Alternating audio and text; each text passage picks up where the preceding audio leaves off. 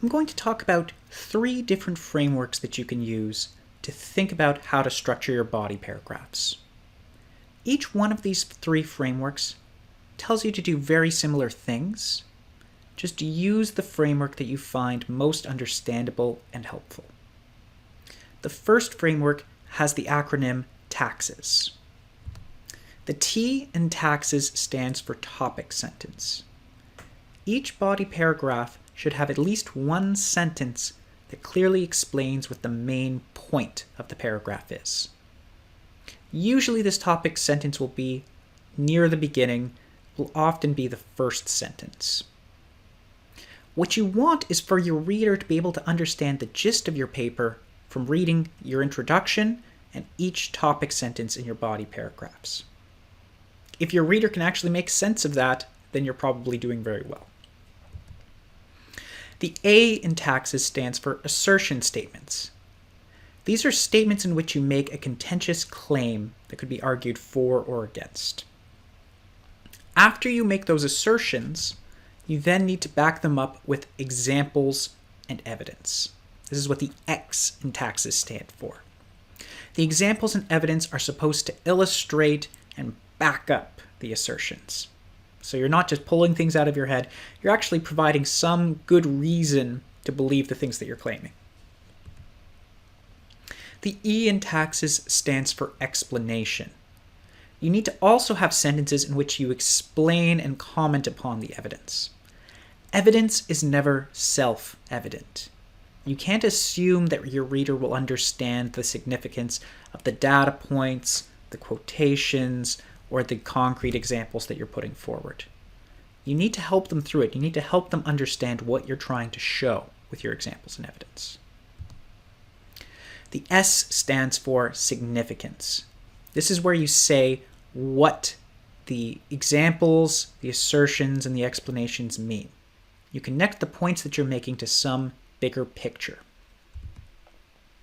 Here's an example of a body paragraph that's structured in this way. I urge you to pause the video, read through this carefully. I've marked with letters all of the different points in the paragraph where the author is adhering to each part of the TAXES model. You'll notice that there's not generally just one sentence adhering to each one. In many cases, it will take multiple sentences. That's something that you should keep in mind. Now, another way to think about how to organize a body paragraph is as a combination of sentences that are concrete and sentences that are abstract. Good essays balance these 2 different poles.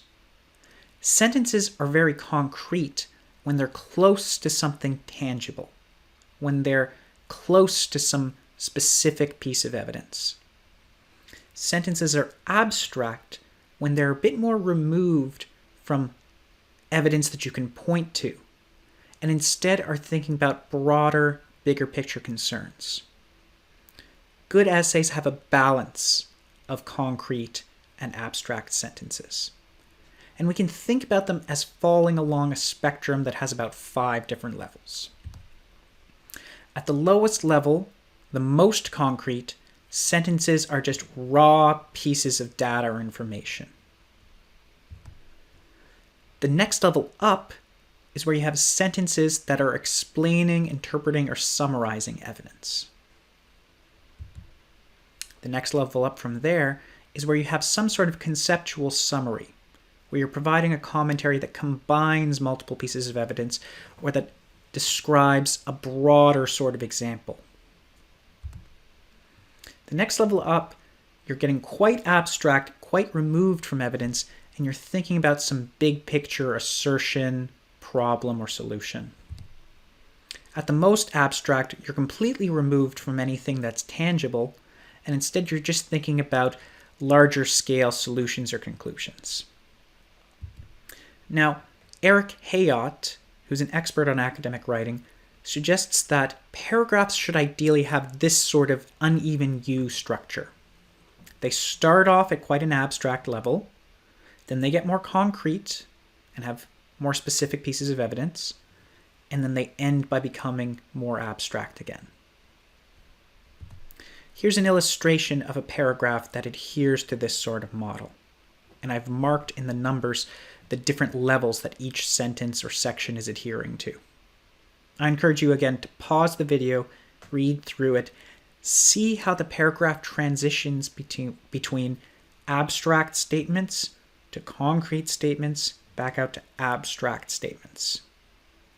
Good paragraphs tend to have this sort of uneven U structure.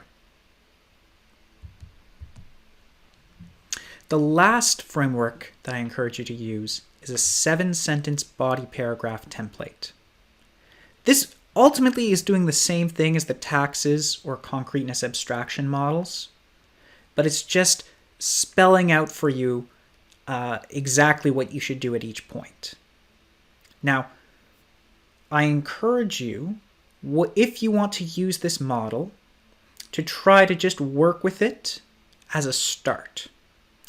There's nothing magical about the number 7. Your body paragraphs should be exactly as long as they need to be. But in the first draft of your paper, if you get stuck, this is a really good template that you can rely upon.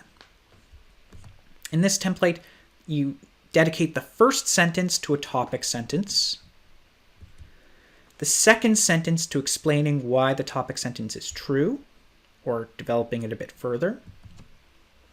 You then give an example of a claim made in the topic sentence. You follow up with another example. You then provide support with some sort of research or specific information. You then explain or spell out the significance of the examples or evidence. And then you wrap things up. Now, I encourage you to be very flexible with this template. Sometimes it will actually take more than one sentence to do each of these tasks effectively. But this is a great way to start. Don't become too attached to the number 7 here, but think about what the template is guiding you to do. Once you get used to writing essay paragraphs like this, then you won't need the template any longer, and you can adapt as necessary. I hope you found these 3 models for body paragraphs useful. Think about which one works for you and put it to work in your drafting process. Good luck, everyone.